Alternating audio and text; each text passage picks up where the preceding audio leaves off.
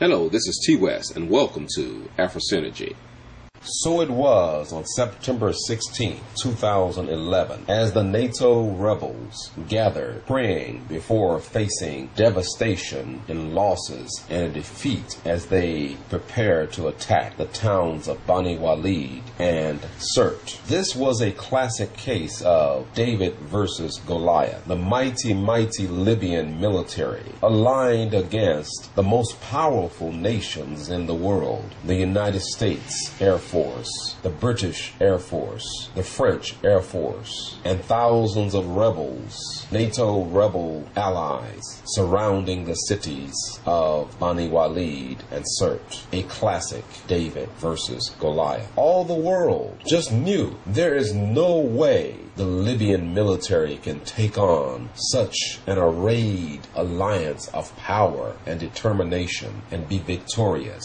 Not even for one day. After all, the National Transitional Council, headquartered in Benghazi, Libya, had already stated that Bani Walid would fall within 2 or 3 hours. But that was several days ago. That was prior to the first attack upon Bani Walid by NATO and the NATO rebels. That attack was repelled. That was a tactical retreat. But here, September the 16th, they are aligned again against Bani Walid, preparing to take the city. What would the fate be of the mighty Libyan military within the cities of Sirte, Bani Walid? As the rebels prepared to enter and commit their assault on the towns of Bani Walid and Sirte, they were hyped. Some of them fired their guns into the air, and they drove down the road, the desert road, to attack the cities of Sirte and Bani Walid. But suddenly, missiles and bullets began to meet the NATO rebels.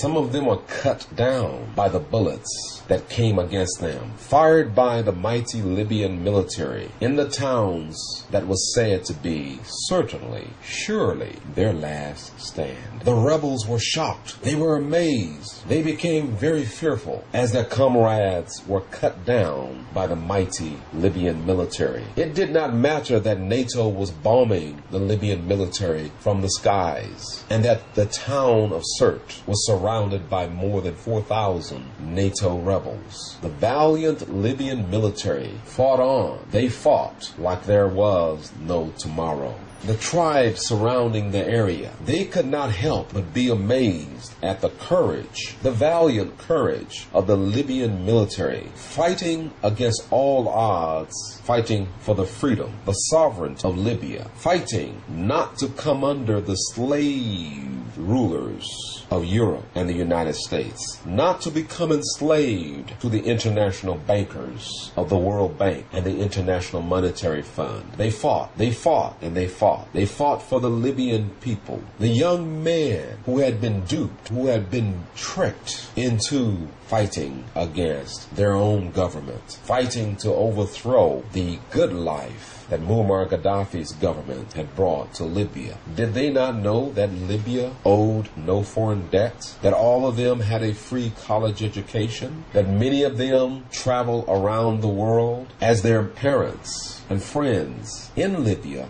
sent money to them wherever they were, in America, in Russia, in France? Oh, the good life. But they were duped into believing that they were somehow being shortchanged by their own governments. They had been bamboozled. The Libyan military fought to defend themselves as the horde of NATO rebels rushed in, but they were repelled. They reversed themselves. They ran with fear, taking their injured and their dead as they reversed their track from the towns of Sirte and Bani Walid. They're injured, they're dead. In some of their minds, they were wondering, is this all a dream? Why are we doing this? Why are we allied with those who conquered and colonized us many years before Colonel Muammar Gadaffi became our leader? Why are we doing this? Have the leaders of the National Transitional Council, have they lied to us? Have they sold us out? It is we, the young men, man, who are dying, who are killing our Libyan brethren, who are looting the homes of our sisters. Why are we doing this? And mighty NATO is shocked. The pilots flying 20,000 feet above the desert, they themselves cannot help but be amazed at the valiant courage of the Libyan military, fighting against all odds, repelling the thousands of young men who have come into the desert to die or to kill their brothers. NATO is amazed. The water, the food, and other supplies to Bani Walid, to the city of Sirte, to the city of Saba, has been cut off. But yet,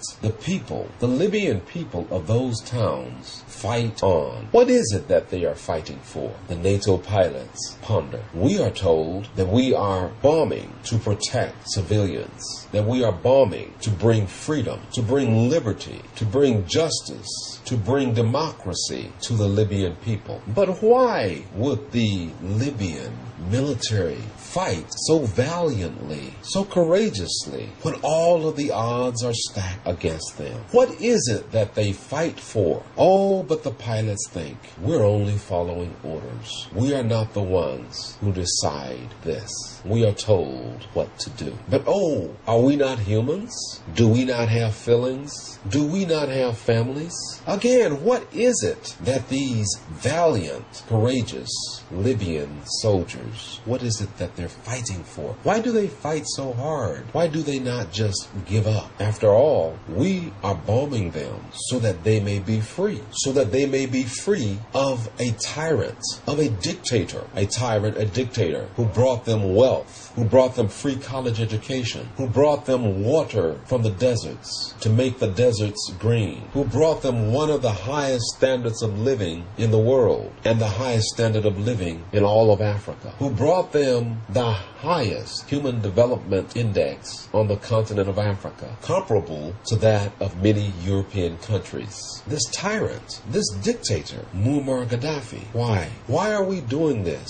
Why are we destroying this beautiful city of Sirte? Why? But they resist. Will we have to use nuclear bombs against them? Well, we call them tactical nuclear bombs. I guess tactical gives some less savage meaning to nuclear bomb. Will we have to do to them in Sirte and Bani Walid and Saba what we did to the people of Fallujah in Iraq? Oh, but the media must be kept away. They must not see this. Their looking glass must not see this.